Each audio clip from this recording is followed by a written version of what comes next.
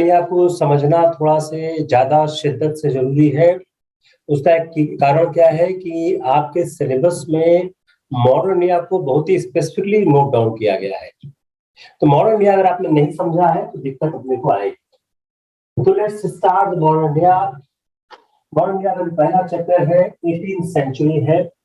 18th century में भारत किस आधार पर था? पहला ही सवाल हम यह समझने की कोशिश करते हैं कि भाई इसको हम मॉडर्न इंडिया कहते क्यों हैं? Why it is called modern India? What is the reason? हम हिस्ट्री के पार्ट को मॉडर्न कैसे कहते हैं? और जो हमारा 18th सेंचुरी है वह 18th सेंचुरी हमको मॉडर्न इंडिया क्यों कराते हैं? Why it is called modern India? What is the reason? यह मॉडर्न इंडिया कहने का रीजन क्या है? तो जो एक रेनेसां स्टार्ट हुआ था, जो एक पुनर्जागरण का एक काल स्टार्ट हुआ, उसके बाद spirit of inquiry, fresh incentives to advance knowledge and explore new lands। यह जो एक प्रवृत्ति शुरू होती है, एक जो नई टेक्निक शुरू होती है, नई सोच शुरू होती है, जो रेनेसां आता है वो क्या करता है? जो एग्जिस्टिंग सोशल और रिलीजियस ऑर्डर है, एग्जिस्टिंग ऑर्डर्स को ये चैलेंज करने लगता है। They started challenging the existing order. और उस समय कई नई मेनी टाउन प्रॉस्पर करने लगते हैं, बहुत से नए नए शहरों का विकास होने लगता है। और लोग many people who fought against imperialism, जो उस समय बहुत से लोग इंपीरियलिज्म के खिलाफ संघर्ष करने लगते हैं। और उस इंपीरियलिज्म के खिलाफ चल रहा संघर्ष पूरे विश्व में घूमने लगता है। और जो कई टाउन डेवलप होते हैं, इन टाउन के डेवलपमेंट के साथ यह जो डेवलपमेंट है टाउन्स का, नई सोच का, रेनेसां का, यह फ्यूडलिज्म, जो यूरोप का जो सामंतवाद था, जो यूरोपियन फ्यूडलिज्म था, उसके समापन का आरंभ कर देता है और एक न्यू सिस्टम ऑफ कैपिटलिज्म वो स्टार्ट होता है। पूंजीवाद का एक नया युग, पूंजीवाद की एक नई सोच पूरे विश्व में हमारे सम्मुख आने लगती है। और इस पूंजीवाद की सोच के साथ एक जो इम्प्रूव सिस्टम ऑफ प्रोडक्शन है, जो प्रोडक्शन का एक परंपरागत सिस्टम था, उस सिस्टम की तुलना में एक नया सिस्टम सामने आता है, इम्प्रूव सिस्टम ऑफ प्रोडक्शन आता है। और इसके आगे कारण क्या है? मशीनों का जो आविष्कार होता है, मशीनों का आविष्कार और योग और इस्तेमाल। अगर आप इन सब चीजों को एक साथ रखकर देखने की कोशिश करें तो आप देखेंगे कि इंडस्ट्रियल रिवॉल्यूशन का एक धरातल तैयार हो रहा है। Just understand it like science. अगर हम इन सारी चीजों को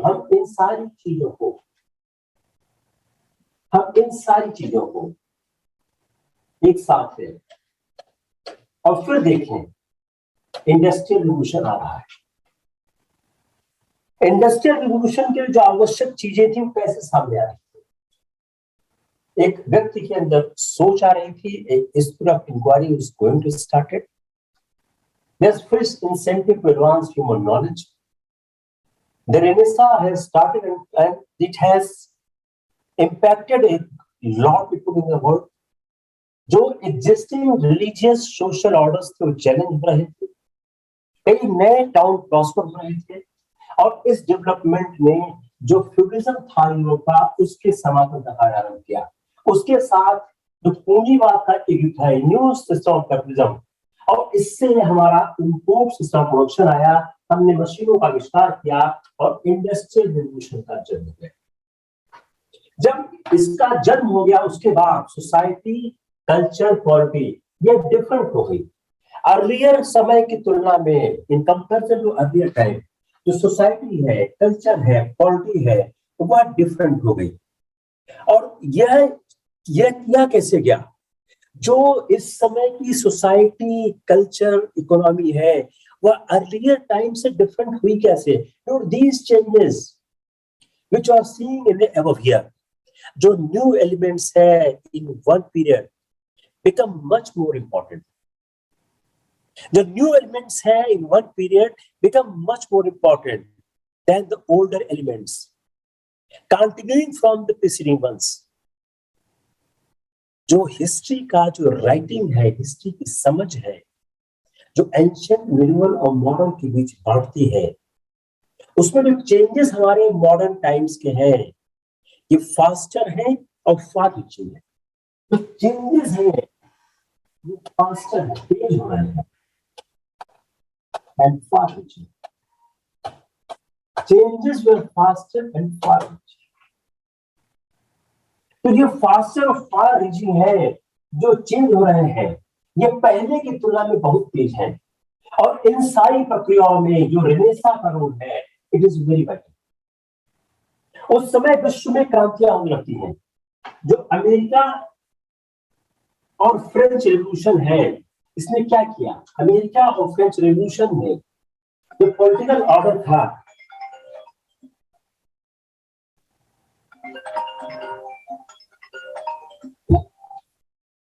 जो अमेरिकन और फ्रेंच रेवोल्यूशन है, इस अमेरिकन और फ्रेंच रेवोल्यूशन में एक चेंज किया पॉलिटिकल ऑर्डर में और पीपल्स की वॉइस में। ये जो चेंज स्टार्ट हुआ, ये फर्स्ट बिगिन हुआ अदर पार्ट ऑफ वर्ल्ड में। भारत में चेंज नहीं हो रही थी, ये चेंज विश्व के और देशों में हो रही थी। और जब भारत का विश्व के और देशों से संबंध हुआ, तो हमारे पास कोई चॉइस नहीं थी। और जो फॉरेन डोमिनेशन इंडिया पे हुआ, उस फॉरेन डोमिनेशन में भी इंडिया के मॉरल आउटलुक को चेंज किया। तो लाइफ ऑफ द पीपल है कंट्री का, वह डीपली चेंज होने लग गई।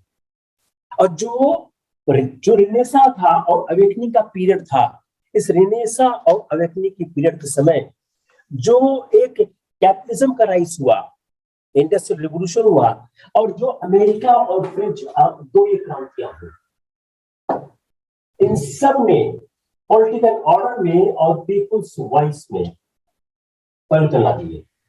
और जो फिलोसफिकल टॉक थे, फिलोसफर्स के, वो बात कर रहे थे फंडामेंटल राइट्स की। तो जो व्यक्ति का अधिकार था, और ऑल मेन आर ट्रीटेड, कहा जाएगा, फिलोसफर कहने लगे कि all men are treated equal. और nationalism has been came in existence, it has been defined on the. अब नेशनलिज्म डिफाइन कैसे किया? ये सवाल आपके फिल्म आता है, डिफाइन नेशनलिज्म।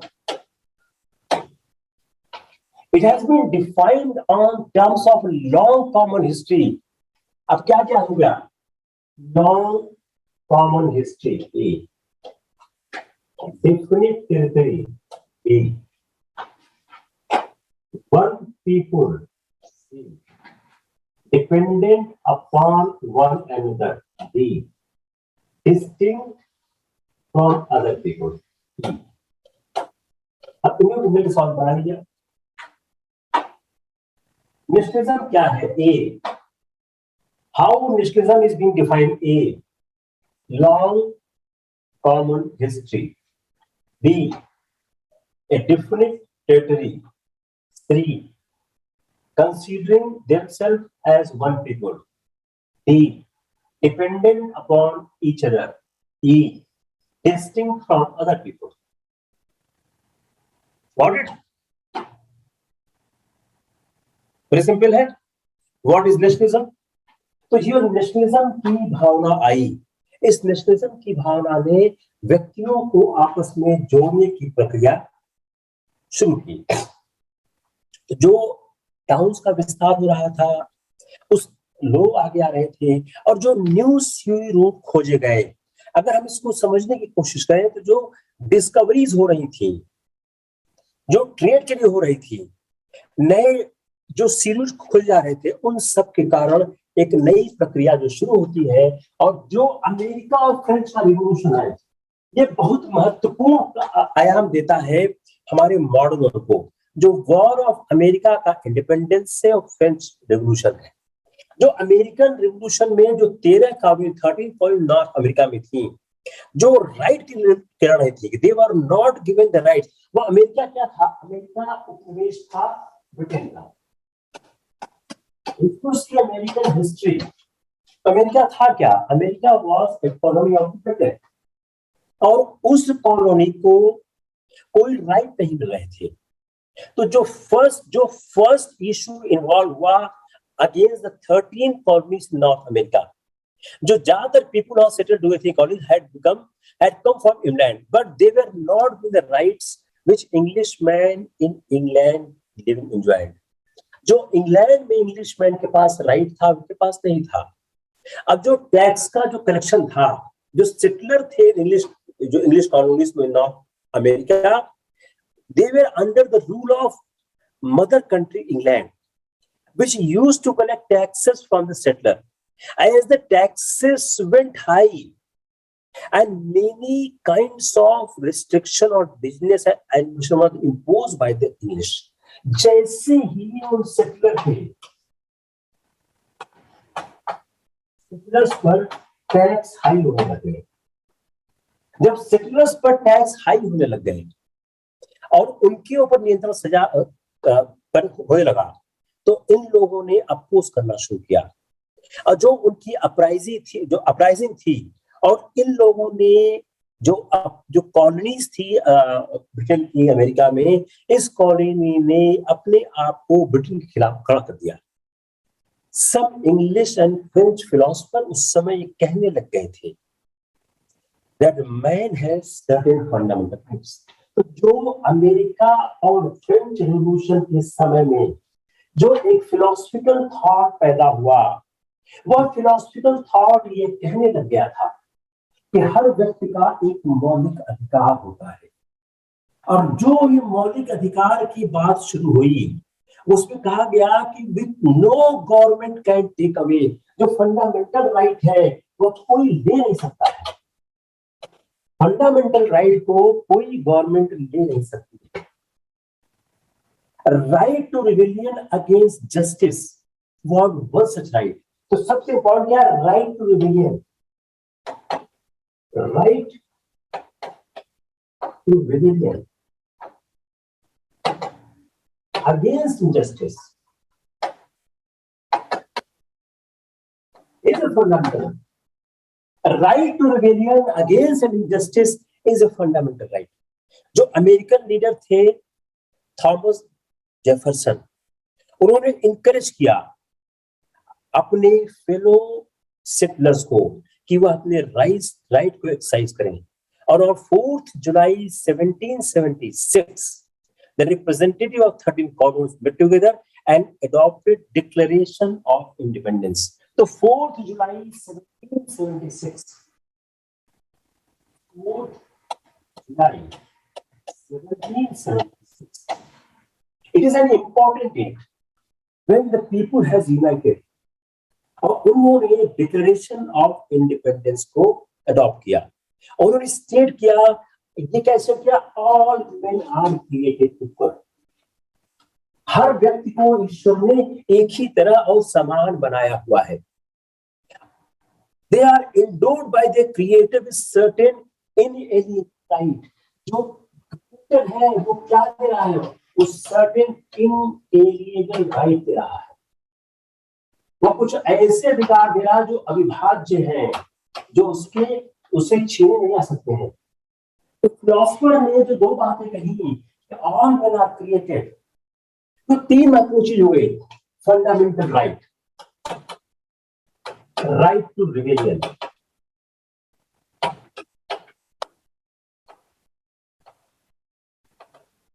एक, दो, तीन,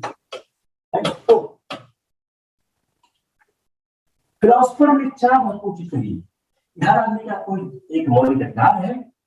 Right to rebellion against injustice is a fundamental right. All men are created equal, and every man has got inalienable right by the Creator. जो वॉर ऑफ इंडिपेंडेंस था, उन्होंने एक जो रिपब्लिकन फॉर्म ऑफ गवर्नमेंट को अख्तियार किया। उन्होंने Republican form of the government को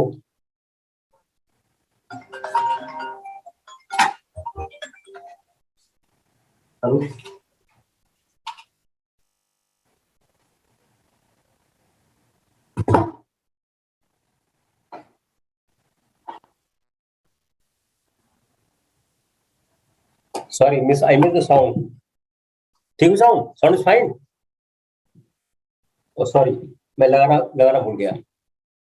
क्या पहले साउंड बहुत स्लो थी क्या? Sorry, repeat again. तो अमेरिकन और फ्रेंच रिवॉल्यूशन था, वह अमेरिकन और फ्रेंच रेवोल्यूशन में जो एक चेंज इन पॉलिटिकल ऑर्डर किया और जो पीपुल्स की वॉइस में एक ताकत दी। उस समय जो फिलोसफिकल थॉट थे, जो फिलोसफर्स थे, वो फंडामेंटल राइट के बारे में बात कर रहे थे। All men are created equal. जो नेशनलिज्म था उसको डिफाइन किया गया इस टर्म में, long common history, infinite territory, one people, dependent upon each other, distinct from other people।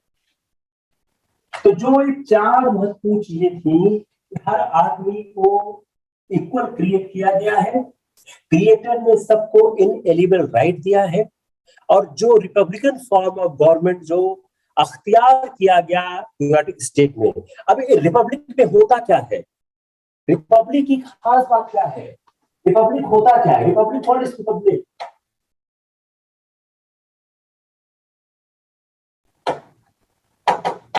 Equal government derive power,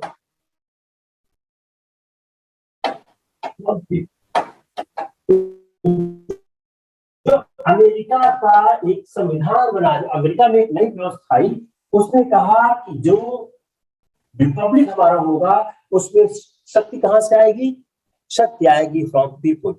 bill of right है, ये गारंटी करता है सर्टेन राइट। तो बिल ऑफ राइट आया, तो बिल ऑफ राइट था वह लोगों को सर्टेन राइट प्रदान करता है। Certain rights have been given to the people. America के स्वतंत्रता संग्राम के बाद फ्रांस में होता है, फ्रांस के अंदर एक रिवॉल्यूशन होता है, और फ्रांस का जो रिवॉल्यूशन है, वो फ्रांस के रिवॉल्यूशन के समय जो कंडीशन है वहां की, वह कंडीशन बड़ी दयनीय थी। वहां पर लोगों की बड़ी असमानताएं थी। The condition of the common people in France was miserable. The nobles and high-ups of the church enjoyed all the privileges. Nobles थे and high-ups थे चर्च के, इनके पास सारे प्रिविलेज थे, और प्रिविलेज, इनके पास सारे विशेषाधिकार थे, और प्रिविलेज। यहां तक कि जो लोग अमीर थे लेकिन जो इसको बिलोंग नहीं करते थे, even if are rich but does not belong to this group, you have no privilege at all. उसमें जो मर्चेंट्स थे वो अमीर थे, लेकिन उनके पास कोई अधिकार नहीं था। मर्चेंट्स थे जो अमीर थे, लेकिन उनके पास कोई अधिकार नहीं था। अब नोबल्स एंड चर्च थे जिनके पास बहुत बड़ी स्टेट या जमीनें हुआ करती थी, लेकिन कोई टैक्स पे नहीं करते थे। तो टैक्स पे कौन करता था? Only common people. ये टैक्स नहीं पे करते थे। टैक्स कौन पे करता था? Common people. तो जो बड़े लोग थे वो टैक्स पे ही नहीं करते थे, तो only common people were paying taxes. जब किंग 14 टैक्स इंपोज करना चाहते थे और वो ज्यादा फ्रेश लोन लोगों से लेना चाहते थे, उस समय रिवोल्यूशनरी आइडिया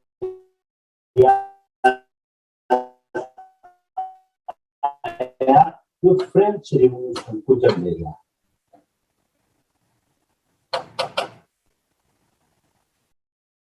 जो फ्रेंच रिवोल्यूशन को जन्म दे गया, और जो कॉमन लोग थे अपने अधिकारों के लिए लड़ने लग गए, और उनके रिप्रेजेंटेटिव ने उनको बिलोंग करती है। तो 14 जुलाई 1789 फ्रांस की क्रांति हो गई, और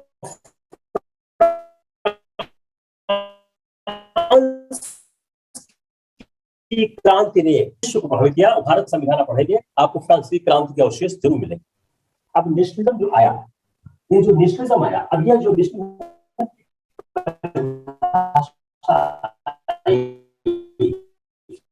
आजाद नहीं हो सकता था। और फ्यूडल लॉर्ड जो बड़े पावरफुल थे, उनको बगैर कंट्रोल किए कुछ भी होना आसान नहीं था। तो जो इंपीरियलिज्म था इसके समापन में, जो इंपीरियलिज्म था इसने paved the way of erroneous growth of Europe. Imperialism coupled with industrial revolution main cause of prosperity. अब वेस्ट की प्रॉस्पेरिटी हुई कैसे? इंपीरियलिज्म से और इंडस्ट्रियल रिवॉल्यूशन। इंपीरियलिज्म से क्या हुआ? इन्होंने कच्चे माल का इंतजाम किया, सस्ते दर पर कच्चे माल का इंतजाम किया। और इंडस्ट्रियल रिवॉल्यूशन ने क्या किया? इसने प्रोडक्शन के टेक्निक को चेंज कर दिया, प्रोडक्शन की स्टाइल को चेंज कर दिया। The imperialism has given the access to the raw material, and industrial revolution has given a new way to produce more and more goods, to have more and more profit. It has given the birth of the capitalism. It has paved the way of the capitalism. The modern capitalism has started from this concept. अब जो new movements थे,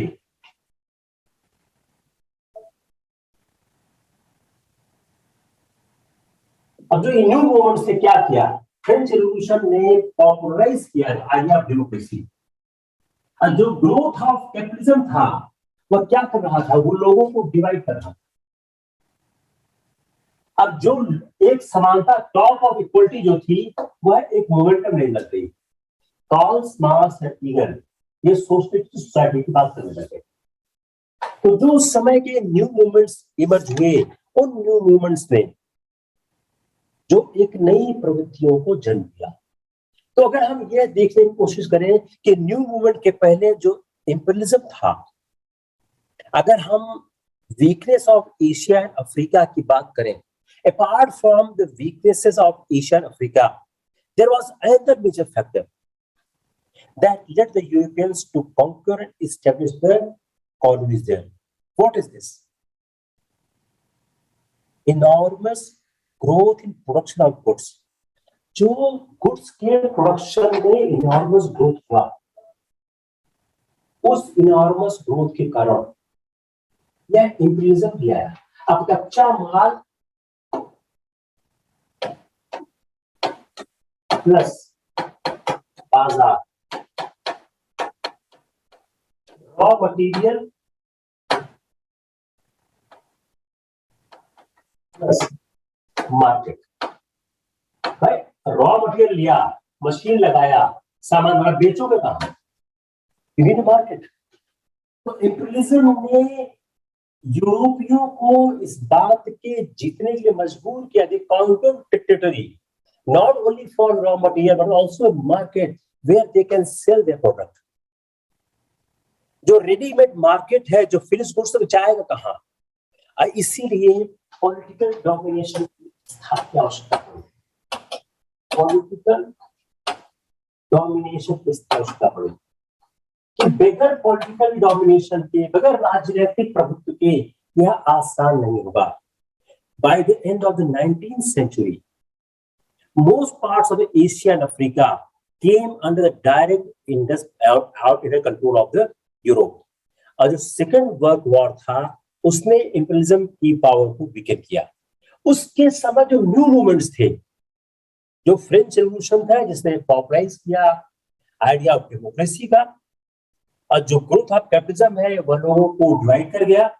और उस समय जो यह बात कही जा रही थी, the political right to equality came to be seen as incomplete without economic and social equality.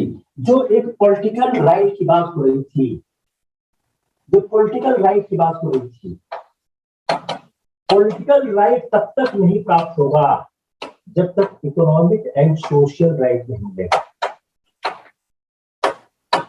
तो जब तक इकोनॉमिक एंड सोशल इक्वलिटी प्राप्त नहीं होती है, तब तक पॉलिटिकल राइट की बात से कोई फायदा नहीं होगा। इसे 19th सेंचुरी में वर्कर्स ऑर्गेनाइज होने लग गए और ट्रेड यूनियंस का जन्म होने लग गया।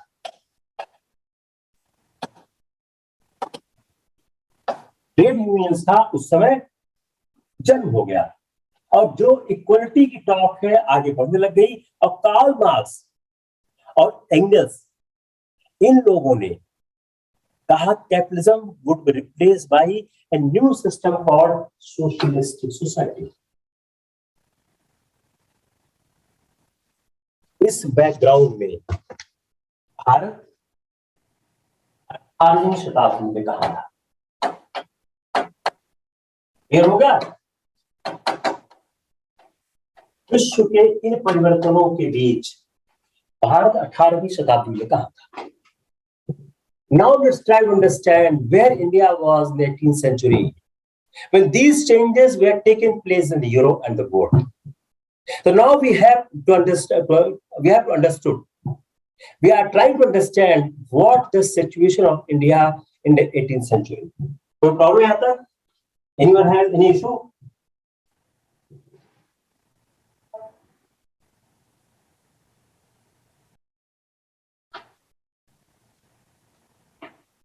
Fine.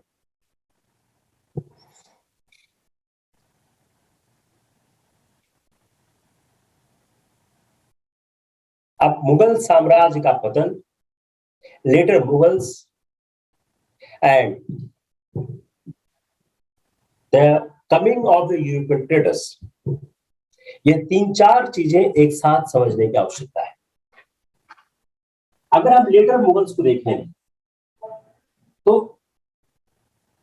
जब जिस समय औरंगजेब की डेथ हुई इन 1707, there was 21 provinces under Mughal Empire, which include one Kabul, 14 in North India, and 6 in South India. अगर हम मुगल साम्राज्य के शासन दे दो for 1556 to 1070, 150 years में 4 शासक हुए और इन 100 years में 11 रूलर्स हुए। अब इसमें इस दौर में सत्ता के उत्तराधिकारियों पर सिर्फ युवराज दावा करते थे, शहजादे, प्रिंसेस दावा करते। इस दौर में जो नवाब थे वो सत्ता समीकरण के भाग हो गए, जो नोबल्स थे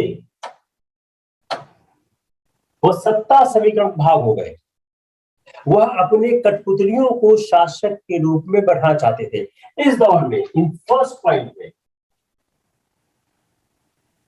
सारे रूलर्स ने वॉर ऑफ सक्सेशन खुद लड़ा। इस दौर में नोबल्स वॉर ऑफ सक्सेशन लड़ते थे और कोई एक पपेट जो मुगल वंशावली का एम्प्लॉय होता था वह सिर्फ एक सामने दरबार करता था। So therefore, earlier the war succession was with the princes, but after Bahadur Shah, the succession was the 7 the nobles. एक सवाल का क्या हो गया? The last Mughal emperor who able to hold authority was Bahadur Shah. दूसरा सवाल क्या हो गया? औरंगजेब के बाद शासक कौन बना? क्या आंसर है? बहादुर शाह। ये सब पीछे सवाल है। औरंगजेब बोला, बहादुर शाह बना। अब जो बहादुर शाह का रेन था उसमें एडमिनिस्ट्रेशन में बड़ा डिटेलिएशन हुआ। अब उस डिटेलिएशन के पीछे कारण था एडमिनिस्ट्रेशन खराब क्यों हुआ?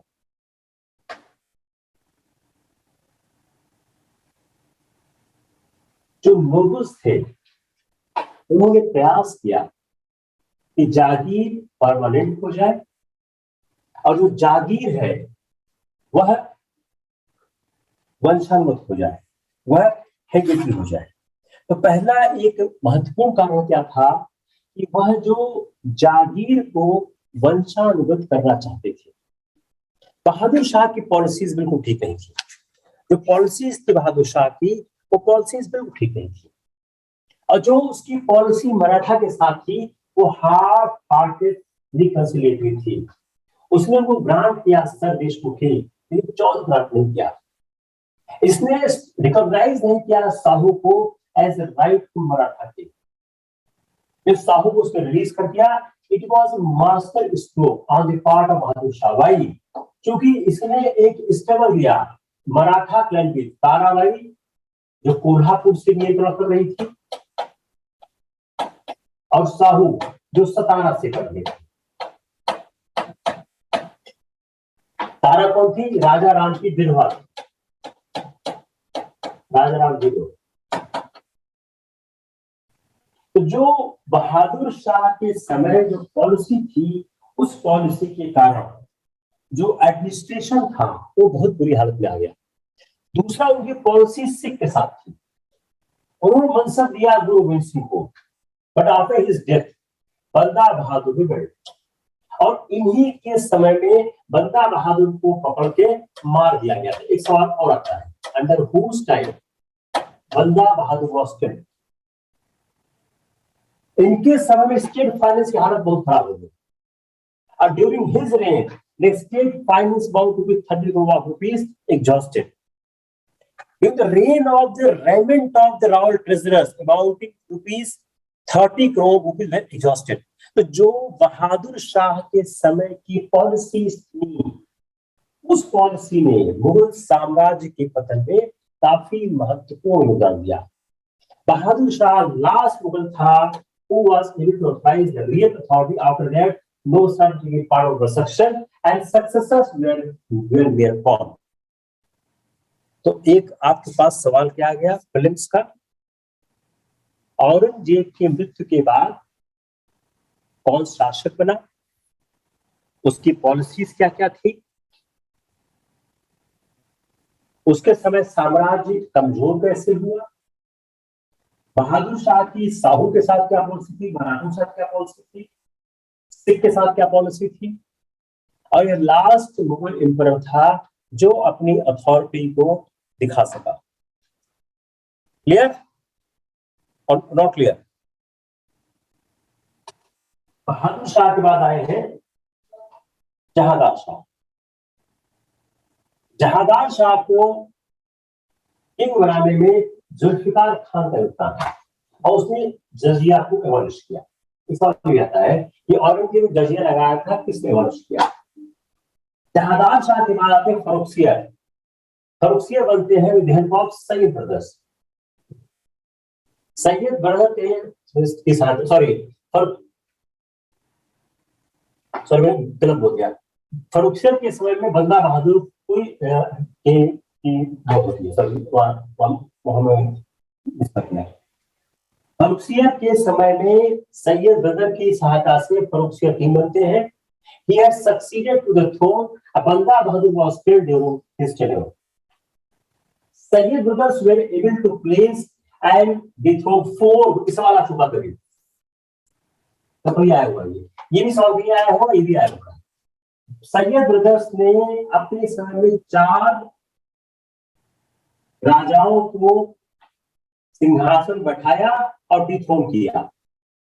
जो एंटी सैयद फोर्सेस थी, मुगल्स थे, वो सैयद को डिसलाइक करते थे। वाई? ये सवाल भी आया है, Y anti Syed forces dislike? क्योंकि उनका अलायंस था राजपूत से और मराठा चीफ से, और उनकी लिबरल पॉलिसीज थी, उनको एंटी इस्लामिक डिक्लेयर कर दिया गया।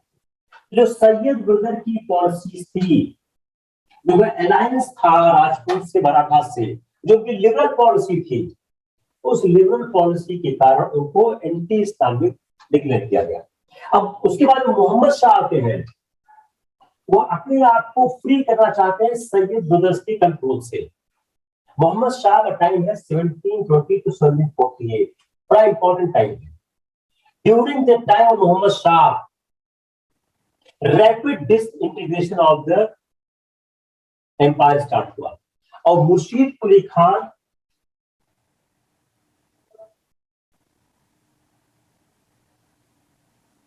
एंड मुर्शीद कुली खान और उनके समय में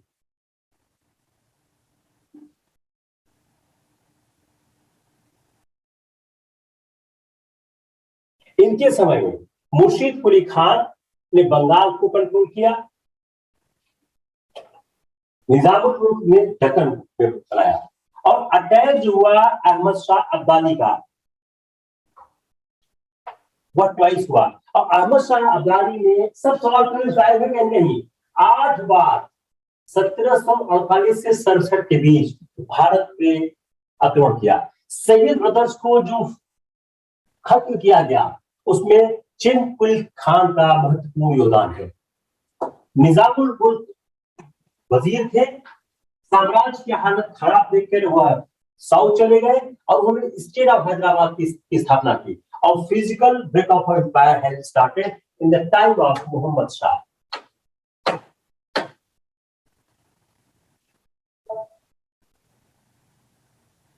जो सेमी इंडिपेंडेंट बंगाल, अवध, हैदराबाद, रोहिला 1739 में नादिर शाह ने आक्रमण किया।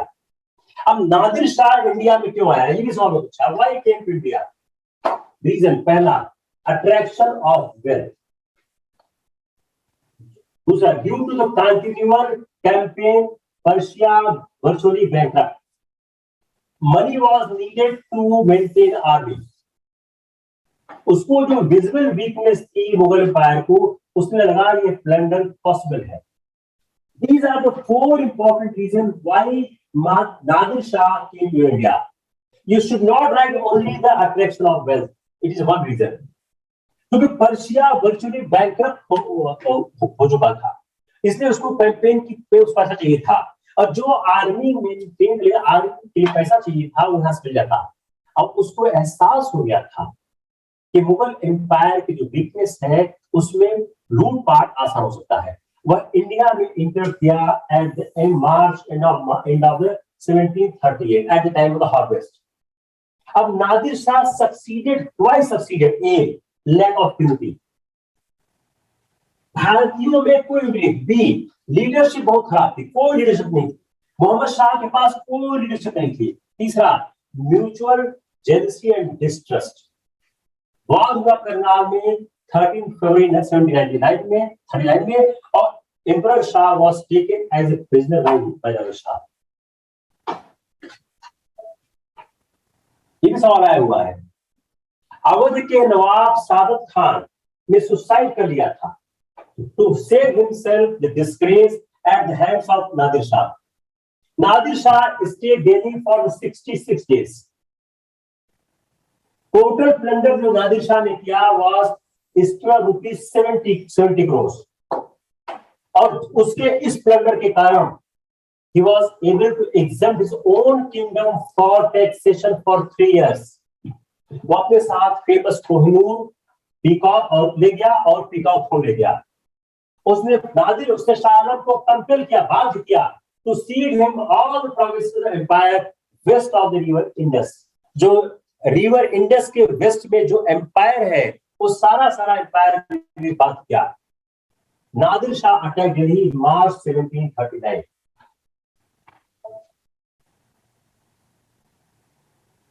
नादिर शाह ने दिल्ली में, ये भी सवाल आया है, नादिर शाह ने दिल्ली में कत्लेआम का आदेश क्यों दिया? He wanted to take revenge of the murder of some of the soldiers. ये अफवाह फैल गई कि नादिर शाह की हत्या हो गई है। इस अफवाह के बाद लोगों ने नादिर शाह के सैनिकों पर आक्रमण कर दिया।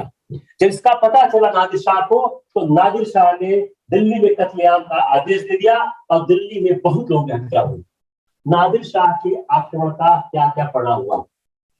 ए, loss of prestige of Mughal empire. Mughal empire की एक प्रेस्टीज हुआ करती थी, पूरे विश्व में मुगल एम्पायर के नाम का सिक्का चलता था। नादिर शाह के आक्रमण ने मुगल एम्पायर की प्रेस्टीज पूरी तरह से खत्म कर दिया।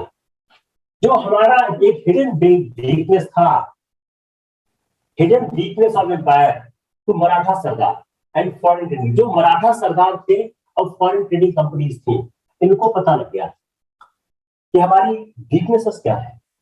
जो economic life of the country है वह एडवर्सली अफेक्ट हुई।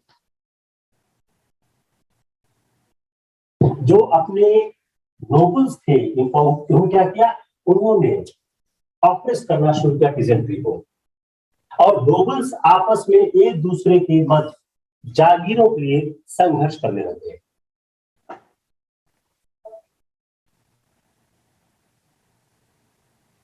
Next, loss of Kabul and areas to west, इससे क्या हो गया, अगेन जो वेस्ट ऑफ इंडस है वो ओपन हो गया तो थ्रेट इन्वेजन के लिए, और जो इंपॉर्टेंट लाइन ऑफ डिफेंस हुआ करती थी वो डिसअपीयर कर गई। अहमद शाह 1748 से 1754, जो उसकी मदर थी, जो अहमद शाह थे अगले शासक, उनकी मदर उधम बाई थी, और एक हिंदा था जावेद खान, यह बिकेम हो गए pivot of the Mughal administration. और अहमद शाह के समय में अहमद शाह अब्दाली ने इंडिया में ट्वाइस इन्वेड किया। During last day of the Ahmad Shah, Mughal treasury has become very empty, and the articles of imperial store have been sold to pay the troops. Troops को पैसा पे करने के लिए जो आर्टिकल्स थे मेरे पैलेस के वो बेचे गए।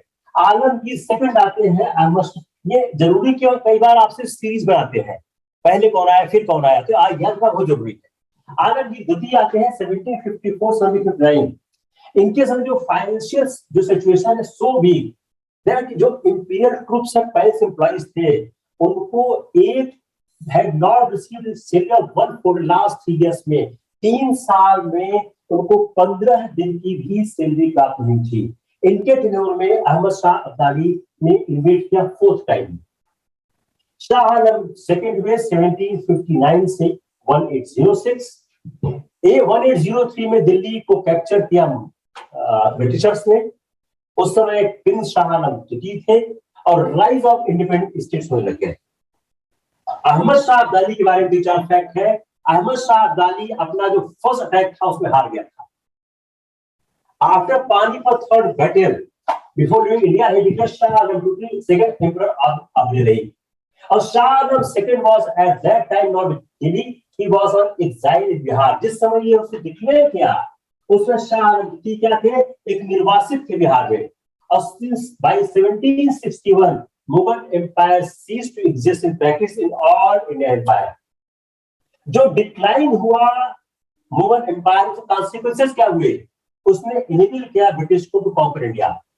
बंगाल में Murshid Quli Khan, Farrukhsiyar made him governor, और जल्दी ही वो इंडिपेंडेंट हो गया और shifted capital to the Murshidabad.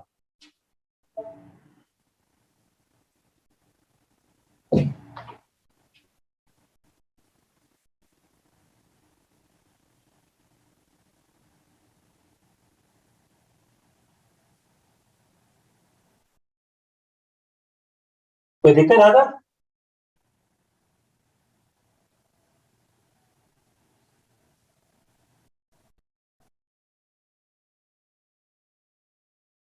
No problem, okay, very nice, very nice. अब बंगाल में मुर्शीद कुली खान हुए, फर्रुखसियर ने इनको गवर्नर बनाया। ये बहुत इंपॉर्टेंट फैक्ट है, आगे उसमें डिस्कस करेंगे डिटेल में। वह सून इंडिपेंडेंट हो गया और उसने कैपिटल शिफ्ट की टू मुर्शिदाबाद। उसने बंगाल, बिहार और उड़ीसा को एडमिनिस्टर किया एज ए इंडिपेंडेंट रूलर। उसमें क्या हुआ करता, जो बंगाल का रूलर था, जो वायसराय था, उसमें बंगाल, बिहार, उड़ीसा तीनों आते थे। वह अपने राज्य से रेवेन्यू भेजता था मुगल को रेगुलरली, लेकिन वह प्रैक्टिकली इंडिपेंडेंट था। इसके समय रेवेन्यू रिसोर्सेज इंक्रीज हुए, लेकिन पीजेंट्री को, किसानों को कोई फायदा नहीं। जो हैदराबाद था, जो चिन कुछ खान थे, इन्होंने निजामुल मुल्क की उपाधि ग्रहण की। He never declared independence but governed Deccan as independent ruler. इन्होंने आसफ जाही डायनेस्टी की स्थापना की। इनके सक्सेसर को कहा गया निजाम ऑफ हैदराबाद। नादिर शाह के डिवीजन के बाद मुगल एम्पायर एक ऑल इंडिया एम्पायर नहीं रह गया, और शाह आलम द्वितीय ने अपने इनिशियल ईयर स्पेंड किए as an emperor, wandering from one place to place far away from his capital. और 1764 में ही joined Mir Qasim of Bengal, Shujauddaula of Awadh, और डिक्लेयर कर दिया war on the East India company. यह डिफीटेड हुए Britishers at battle of Buxar, और वह बहुत सालों तक इलाहाबाद में एज ए प्रिजनर रहे। He left the British shelter in 1772 and returned to Delhi under the protection of Maratha. जो ब्रिटिश ने दिल्ली को ऑक्युपाई किया 1803 में, and from that to 1857 Mughal empires थे मेरली सर्व किए political front of the English.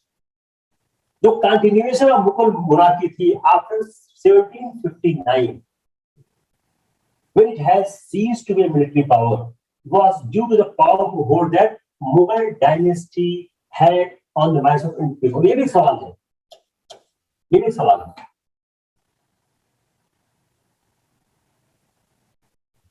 You may one question for me also, yeah, कि अपनी military power को खो देने के बाद भी ऐसी ही कंटिन्यूटी है, जो कि एक छवि थी मुगल की आम जनता के बीच में। The most important consequence of the decline of Mughal Empire was that this enabled the British to conquer India। इसने ब्रिटिश को इंडिया जीतने के लिए रास्ता दिया। जो इंडियन स्टेट्स बने अवध, इसने डिक्लेयर किया independence 1772 by Sagar Khan, and he had help to overthrow the Sayyid brothers. ये भी सवाल आता है। वह गवर्नर बना अवध का 17 ही वाज गवर्नर अवध इन 1722, 1722 में गवर्नर था अवध का। Safdarjung establish rain of peace, और उसने ऑर्गेनाइज किया आर्मी को हिंदू मुस्लिम और नागा से। ये भी अच्छा सवाल है कि किसने नागा सन्यासियों के सहायता से या नागा सन्यासियों के साथ उसने अपनी आर्मी को बनाया था। पंजाब को ट्रांसफॉर्म किया into the Sikh militant community Guru Hargovind Singh.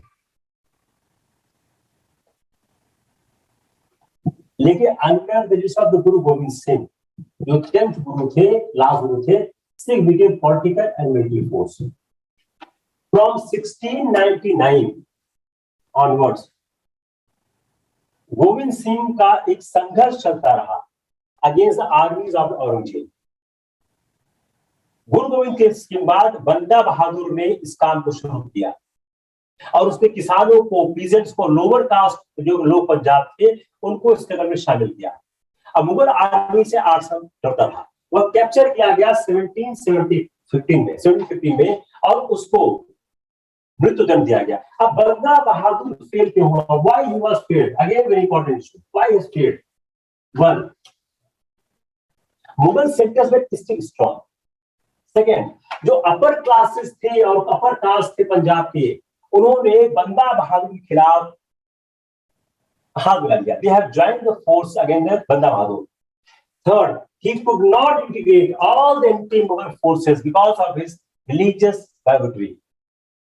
Invasion of Nadir Shah, Ahmad Shah Abdali, and the consequent dislocation of Punjab administration gave the Sikh an opportunity to rise once again.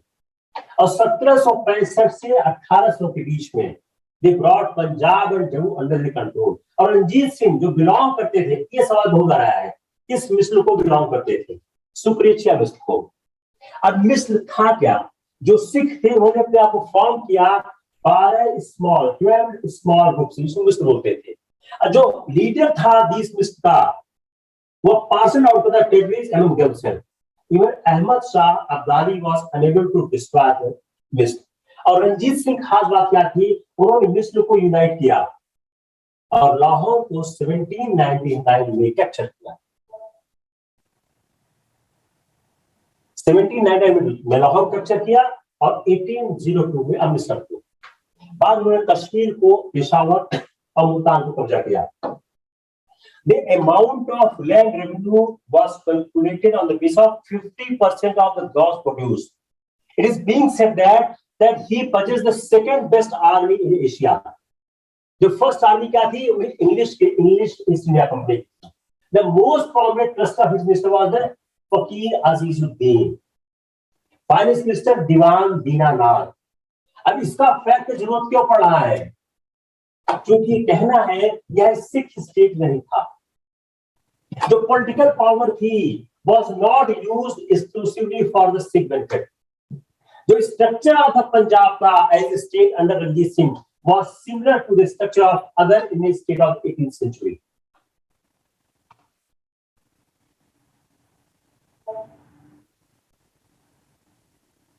In 1809, he crossed the Sutlej took the 6 states east of the river under their protection. He kept quiet for he realized that वह जानते थे कि वह British के match नहीं है।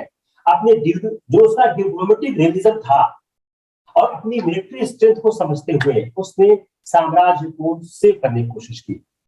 उनके मृत्यु के बाद किंगडम को जो उनके उत्तराधिकारी थे उनमें आपस में स्ट्रगल हो गया और अमृतसर ट्रीटी 1801 में एक्सेप्ट हुई, जिसमें east India company greater right law over the 6 surplus territories. 1838 में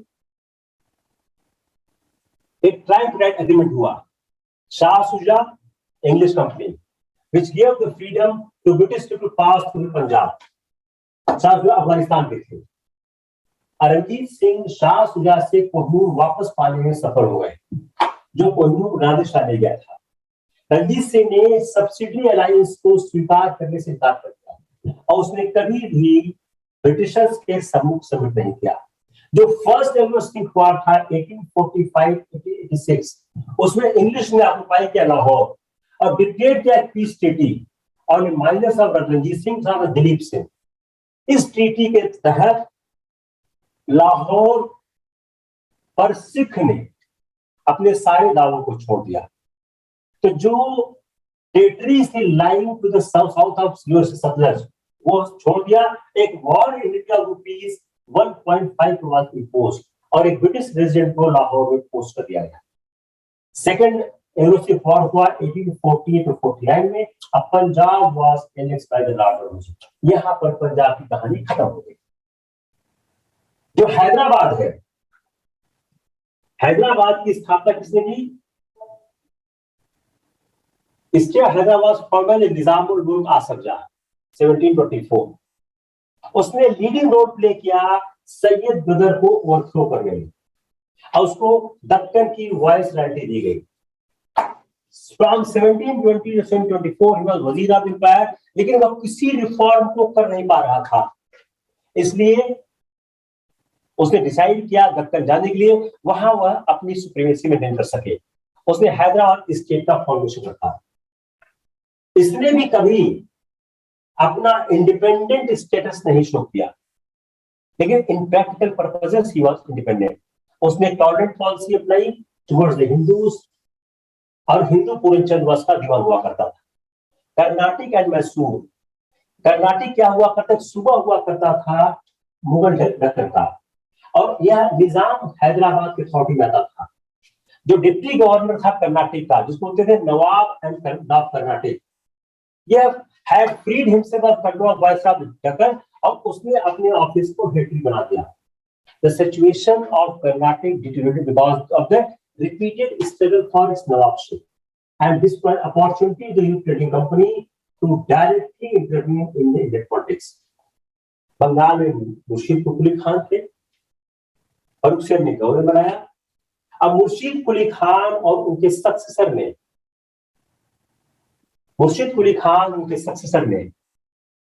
उस प्रोविंस को स्ट्रॉन्ग किया, एग्रीकल्चर ट्रेड इंडस्ट्री को प्रमोट किया, उन्होंने लोन्स दिया पुअर कल्टीवेटर्स को, लेकिन उनका जो रेवेन्यू डिमांड था वो कम नहीं हुआ।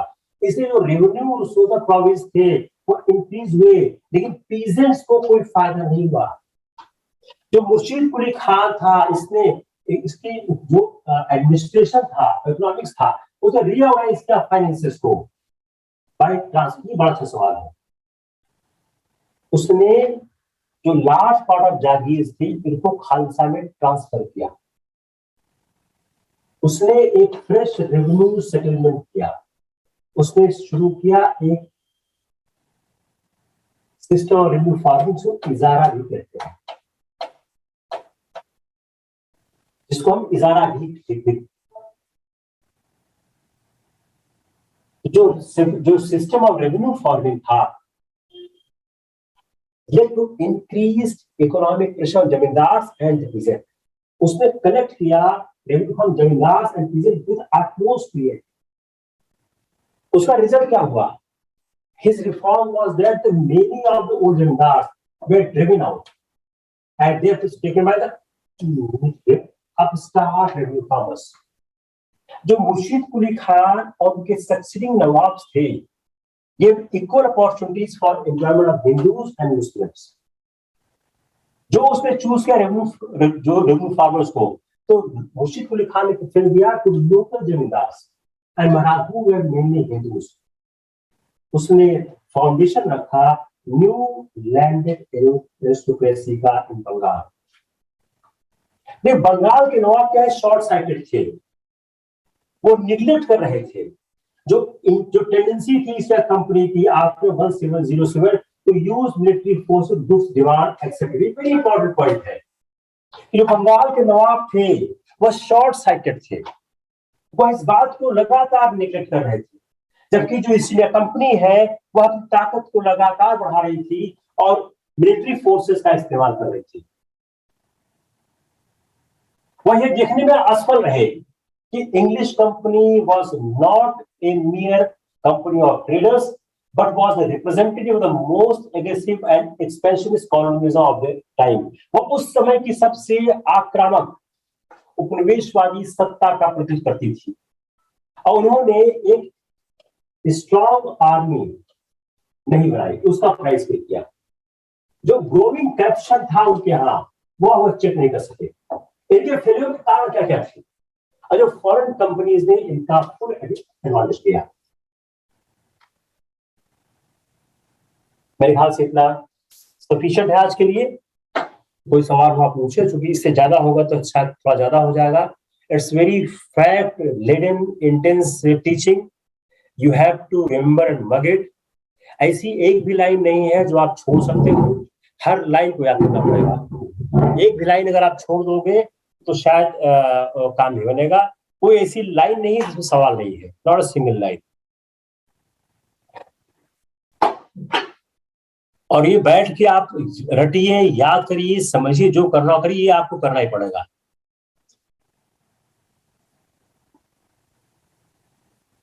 तो right now for modern India we are changing the strategy from the mere foundation course. I'm adding the foundation course with more materials ताकि एक बार में मॉडर्न इंडिया हो जाए।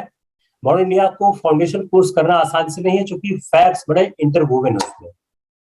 कोई सवाल है आप लोगों का तो I will answer it, otherwise I will call the shore for next session. You can take break off in 15 minutes, then he will come. Recording बंद कर दो ऋतिक, स्टॉप रिकॉर्डिंग।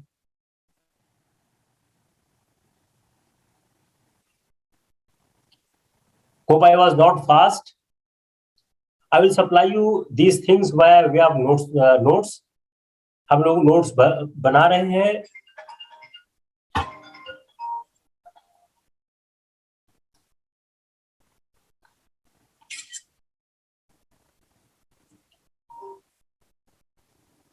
कोई इशू है किसी के पास? नहीं, कोई इशू नहीं है। ओके ओके, देखिए क्या सवाल था? एनेक्सेशन ऑफ बंगाल,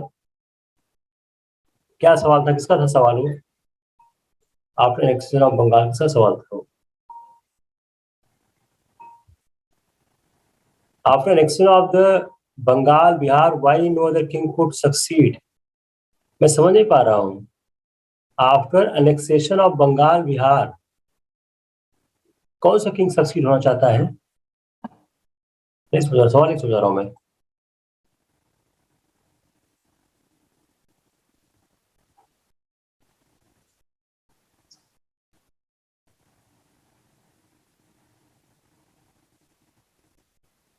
थोड़ा से नोट्स में रिपीटिशन भी है, उसको भी हम लोग सॉर्ट आउट कर देंगे। I think after this batch when we will complete our whole syllabus, आपको नोट्स सब मिल जाएंगे। ज्यादा नोट्स लिखने की जरूरत है अपनी खास, उसमें भी है खासकर पॉलिटी में। उसका रीजन क्या है कि पॉलिटी में जो किताब है, आपके एसडी आपका सवाल बिल्कुल समझ नहीं आ रहा है।